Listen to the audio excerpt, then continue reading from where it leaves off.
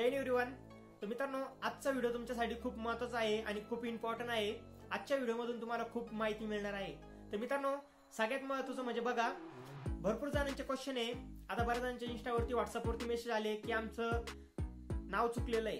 त्यानंतर काही म्हणतात की आमचं पोस्ट प्रेफरन्स भरताना आम्हाला जी फर्स्ट चॉईस पाहिजे होती ती आम्ही बरोबर नाही टाकली, चुकीची टाकली, खालीवर झालेलं आहे, ती आम्हाला दुरुस्त करायचंय। किंवा काही जण म्हणतात मी तिथं ईडब्ल्यूएस सर्टिफिकेट मेन्शन केलं होतं पण माझं अजून ईडब्ल्यूएस सर्टिफिकेट बनलेलं नाही, तर काय करायला पाहिजे। त्यानंतर बरेच जण म्हणतात की अगोदर मी यूआर मध्ये फॉर्म भरला होता जनरल कॅटेगरीमध्ये आणि आता माझं ईडब्ल्यूएस सर्टिफिकेटने गेले किंवा अदर कास्ट, तर मग मी आता काय करायला पाहिजे। त्यानंतर बऱ्याच जणांचे हे पण क्वेश्चन आहे की माझ्याकडे एनसीसी सर्टिफिकेट आहे पण मी एसएससीजीडीचा फॉर्म भरताना तिथं मेन्शन नाही केलेलं आहे, तर आता काय करायला पाहिजे। बऱ्याच जणांचे अलग अलग वेगवेगळे क्वेश्चन आहे। तर मित्रांनो, ह्याच तुमच्या एवढ्या क्वेश्चनवरती मी आज सोल्युशन घेऊन आलेलो आहे। तर तुम्हाला व्हिडिओ स्किप करायचा नाही, व्हिडिओ पूर्णपणे बघायचा आहे, कारण की आजच्या व्हिडिओमधून तुम्हाला खूप काही माहिती भेटणार आहे। आणि मित्रांनो, तुम्ही जेवढ्या पण तुमच्या चुका झालेल्या आहे फॉर्म भरताना, त्या सर्व चुका तुम्ही दुरुस्त करू शकता, एडिट करू शकता तुमचा फॉर्म। तर कसं एडिट करायचं, काय करायचं, कधी करायचा, सर्व काही मी तुम्हाला ह्या व्हिडिओमध्ये सांगणार आहे। तर व्हिडिओ कोणी स्किप करू नका, व्हिडिओ शेवटपर्यंत बघा। तर मित्रांनो, तुम्हाला सर्वांना माहिती आहे आज 31 डिसेंबर आहे, आज फॉर्म भरण्याची लास्ट डेट होती एसएससीजीडीची। आज जर तुम्ही फॉर्म भरलेला नसेल तर आज रात्री 12 वाजेपर्यंत साईट चालू आहे। तर जे कोणी राहिलेलं असेल त्यांनी एसएससीजीडीचा लवकर फॉर्म भरून घ्या आणि जर तुमच्या मित्रांपर्यंत तुम्ही जर व्हिडिओ पोहोचवला नाही तर ते फॉर्म भरायचे राहतील। त्यामुळं हा व्हिडिओ पूर्ण बघून झाल्यानंतर तुम्हाला व्हिडिओ शेअर पण करायचा आहे, ओके। तर मित्रांनो, सगळ्यात महत्त्वाचं म्हणजे बघा, आज 31 डिसेंबर फॉर्म भरण्याची लास्ट डेट आहे। तुम्ही फॉर्म भरून घ्या जे कोणी राहिलेलं आहे आणि उद्या तुम्हाला माहिती आहे 1 जानेवारी नवीन वर्ष चालू होतंय। तर तुम्हाला ऍडव्हान्स मध्ये सर्वांना नवीन वर्षाच्या हार्दिक शुभेच्छा। आणि नवीन वर्ष लागतंय मित्रांनो, तर चांगली मेहनत करा, चांगली तयारी करा आणि तुमची स्वप्न पूर्ण करा। तर बघा मित्रांनो, सगळ्यात महत्त्वाचं इम्पॉर्टंट पॉईंट आपला, बरेच जण म्हणतात आमचा फॉर्म भरताना नाव चुकलंय, आमचा ऍड्रेस चुकलेला आहे, आमची बर्थ डेट चुकलेली आहे, किंवा बऱ्याच जणांचे अलग अलग क्वेश्चन आहे। बघा, फॉर्म भरताना तुमच्या काही पण चुका असू द्या त्या तुम्ही दुरुस्त करू शकता, एडिट करू शकता। तुम्हाला सर्वांना माहिती आहे जेव्हा एसएससीजीडीची नोटिफिकेशन आली होती त्या नोटिफिकेशनवरती सगळ्यात अगोदर आपल्याला फॉर्म भरण्याची स्टार्टिंग डेट दिलेली होती, त्यानंतर एंड डेट दिलेली होती, त्यानंतर तुमचं पेमेंटची लास्ट डेट किती आहे ते पण सांगितलेलं होतं आणि त्याच्या खालचा एक कॉलम होता, त्यामध्ये त्यांनी सांगितलं होतं करेक्शन विंडो। तर मित्रांनो, एक करेक्शन विंडो काय असतं, आपण याच्यामध्ये फॉर्म एडिट करू शकतो। ते फॉर्म एडिट करण्याची डेट आहे मित्रांनो 4 जानेवारी ते 6 जानेवारी। तुम्ही 4 जानेवारी पासून ते 6 जानेवारी पर्यंत तुमचा फॉर्म एडिट करू शकता, ओके। आणि बघा, पण तुम्ही जेव्हा फॉर्म भरला तेव्हा तुमच्याकडे ते एक प्रिंट आली असेल फॉर्म भरण्याची, ती पुन्हा एकदा आज किंवा तुमच्याकडे उद्या आज वेळ असेल तर आजच चेक करून घ्या किंवा उद्या चेक करा, लवकर चेक करा मित्रांनो। आणि एकदा चेक करून घ्या तुमचं काही नाव चुकलेलं आहे का, तुमचं नाव बरोबर असेल, तुमचं ऍड्रेस वगैरे बघून घ्या। किंवा बऱ्याच जणांकडे एनसीसी सर्टिफिकेट आहे पण त्यांनी मेन्शन केलेलं नाही, तर ते मेन्शन करा। करेक्शन विंडो मध्ये जाऊन तुम्ही मेन्शन करून घ्या का।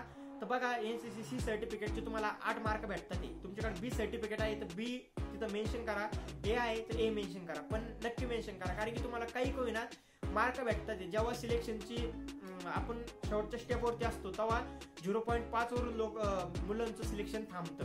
तर आपल्याला ही चूक नाही करायची, आपल्याकडे आहे तर त्याचा बेनिफिट घ्यायचा आहे आपल्याला, ओके। तर एनसीसी सर्टिफिकेट मेन्शन करा। आणि बरेच जण म्हणतात आमचा फॉर्म रिजेक्ट झाला की ऍक्सेप्ट झाला, हे कसं समजेल। बघा, आज शेवटची डेट आहे एसएससीजीडीचे फॉर्म भरण्याची, अजून करेक्शन विंडोची 6 डेट आहे लास्ट डेट, त्यानंतर काही दिवस जातील, मग तेव्हा समजेल फॉर्म तुमचा रिजेक्ट झाला की ऍक्सेप्ट झाला। पण तसं एसएससीजीडीच्या वेबसाईटवरती काही ऑप्शन नाही, ते आपल्याला कधी समजेल आपला फॉर्म ऍक्सेप्ट झाला की रिजेक्ट झाला, जेव्हा आपला ऍडमिट कार्ड येईल। ज्याचं ऍडमिट कार्ड येणार त्यांनी समजून जायचं की आपला फॉर्म रिजेक्ट झालेला आहे। त्यामुळे तुम्ही काय करा, आता तुमच्या चुका सुधारून घ्या। बघा, फॉर्म रिजेक्ट होण्याचे 3 इम्पॉर्टंट कारण आहे। सगळ्यात एक नंबर, तुमचा फोटो जर तुम्ही अपलोड करता जर चांगल्या क्वालिटीमध्ये अपलोड नाही केलेला आहे, एसएससी ना खास करून वेबसाईटवरती सांगितलेलं आहे पासपोर्ट फोटो कसा असला पाहिजे, अजून त्यानंतर किती याच्यामध्ये अपलोड करायचं, एमबी मध्ये काय असेल ते क्वालिटीमध्ये तुम्हाला कसं अपलोड करायचं ते पण त्यांनी त्याच्यामध्ये सांगितलेलं आहे। त्यानंतर तुमचं सिग्नेचर, जर तुमची सिग्नेचर चांगली नसेल किंवा काही जण काय करतात डिजिटल सिग्नेचर बनवून घेतात, जेव्हा तुम्ही डिजिटल सिग्नेचर सर्वांना माहिती ती पण नाही चालत आहे फॉर्म आपण जेव्हा फॉर्म भरतो तेव्हा तिथं तुम्हाला एक कोर पेज असतं A4 साईजचं घ्या किंवा कोणतं पण, त्याच्यावरती सिग्नेचर केलेली आहे चांगल्या क्वालिटीमध्ये जर तुम्ही अपलोड केलेली तर तुमचा 100% फॉर्म ऍक्सेप्ट होईल. आणि तिसरं कारण, जर तुमचं पेमेंट तुम्ही केलेलं नसेल किंवा पेमेंट करताना जर तुमच्याकडून काही चूक झाली असेल, पेमेंट अजून SSCच्या वेबसाईटवरती तुमचं ऍक्सेप्ट झालेलं नसेल तर तुमचा फॉर्म रिजेक्ट होऊ शकतो. तर ह्या सर्व गोष्टी तुम्ही चेक करून घ्या. ओके, फॉर्म पेमेंट करण्याची पण लास्ट डेट एकदा चेक करून घ्या SSCच्या वेबसाईटवरती जाऊन. म्हणजे काय होईल, तुम्ही जर अजून पेमेंट केलेलं नसेल तर ते लवकर करून टाका, तुमचा फॉर्म 100% ऍक्सेप्ट होईल. आणि तुम्ही जर एवढ्या गोष्टी, तुमचा फोटो, तुमचं सिग्नेचर, त्यानंतर तुमचा पेमेंट करताना जर तुम्ही चांगली काळजी घेतलेली असेल तर तुमचा फॉर्म रिजेक्ट होणार नाही. ओके. आणि बघा मित्रांनो, ज्या मुलांनी खास करून मोबाईलवरती फॉर्म भरलेला आहे त्यांनी जास्त फोकस करा त्यावरती. जर तुमचा फोटो उलटा अपलोड झालेला असेल, आता SSC ना बघा खास करून फोटो कसा अपलोड करायचा, कसा असला पाहिजे तुमचा पासपोर्ट फोटो आणि कोणकोणता फोटो तिथं चालणार नाही त्यांनी खास करून सांगितलं होतं. तर ह्या गोष्टी आपण दुरुस्त करून घेतल्या पाहिजे. ओके. आणि सगळ्यात महत्त्वाचं म्हणजे बघा, आता काही जण म्हणतात हे आमचं नाव चुकलेलं आहे, काही म्हणतात आमचा ऍड्रेस चुकलेला आहे, हे पण तुम्हाला दुरुस्त करून घ्यायचंय. का तर बघा, तुमचा फॉर्म रिजेक्ट होणार नाही. हे तुमचं नाव वगैरे चुकलेलं असेल ना, त्यांनी तुमचा फॉर्म रिजेक्ट होणार नाही.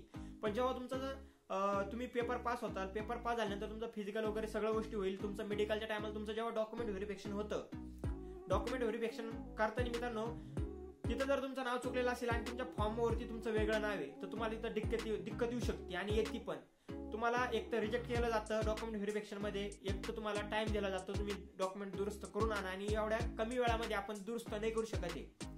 तर तुमच्या 10वीच्या मार्कशीटवरती जे तुमचं नाव आहे सेम तुम्हाला तेच तुमच्या फॉर्म भरताना टाकायचं आहे. म्हणजे आता ऑलरेडी सर्वजणांनी टाकलं असेल, पण जर तुमचं चुका झालेल्या असतील तर तुम्ही त्या दुरुस्त करून घ्या. मित्रांनो बघा, जे तुमच्या 10वीच्या मार्कशीटवरती तुमचं नाव असतं ना तेच तुम्ही फॉर्म भरताना टाकलं पाहिजे. आणि टाकलं पण असेल बऱ्याच जणांनी, ज्यांनी नाही टाकेल त्यांनी टाकून घ्या, एडिट करा. जेव्हा करेक्शन विंडो येईल तेव्हा तुम्ही दुरुस्त करून घ्या. फर्स्ट टाइम तुम्ही फॉर्म भरता येतं. बघा, 10वीच्या मार्कशीटवरती जे तुमचं नाव आहे ते तुम्ही सगळीकडे एडिट करू शकता, अपडेट करू शकता. आधार कार्डवरती पण असं चेंज होऊन जातं.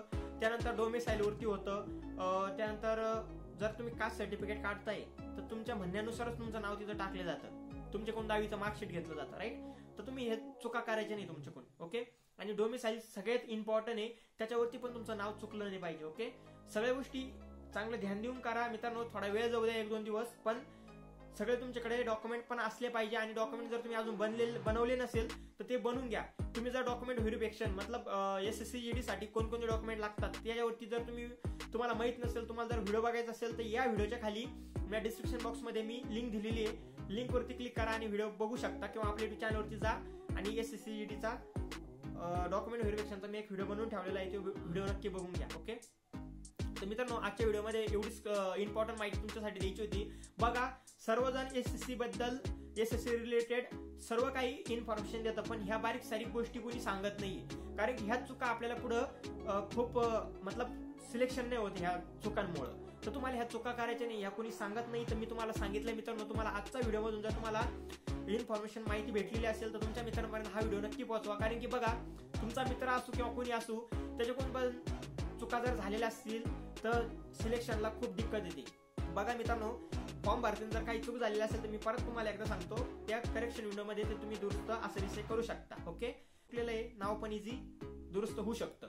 आता या रिलेटेड जर तुम्हाला काही क्वेश्चन असेल तुमच्या मनामध्ये तुम्ही मला कमेंट करून विचारू शकता. आणि मित्रांनो, याचा नंतर नेक्स्ट व्हिडिओ तुम्हाला कोणत्या टॉपिकवरती पाहिजे ते मला कमेंट करून नक्की सांगा. म्हणजे मी तुम्हाला पुढचा व्हिडिओ त्या टॉपिकवरती आपण त्या टॉपिकवरती घेऊन येऊ. ओके मित्रांनो, आजचा व्हिडिओ जर तुम्हाला आवडला असेल तर ह्या व्हिडिओला लाईक नक्की करा आणि एक चांगली कमेंट करा आणि व्हिडिओला शेअर करा. आणि जर तुम्ही अजून आपल्या युट्यूब चॅनलला सबस्क्राईब नसेल केलेलं तर युट्यूब चॅनलला सबस्क्राईब पण करा. तर चला मित्रांनो, भेटू एक नवीन व्हिडिओमध्ये. तोपर्यंत जय हिंद, जय भारत, वंदे मातरम.